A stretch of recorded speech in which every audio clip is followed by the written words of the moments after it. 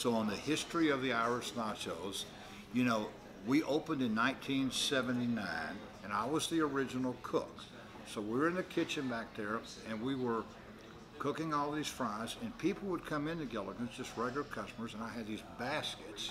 And so when they'd come in, I'd go, here, try some fries, here, try some fries. And people would go, okay, you know, as we would pass these French fries out.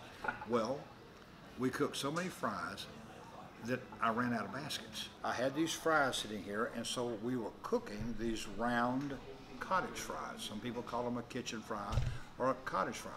So when those fries got ready, I took them out of the basket and I just reached for a skillet and put those fries on the skillet.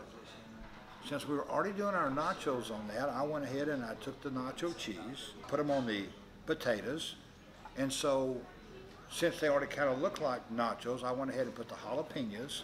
I had the fried potatoes. I put the cheese on them, so I went ahead and put the tomatoes, onions, and peppers. And so I needed to melt that cheese. We'd already fried the fries. We already had the cheese prep.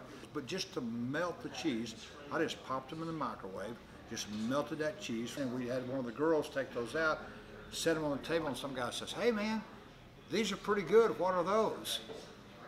Well, potatoes, Gilligan's, and I said, well, Irish nachos, of course.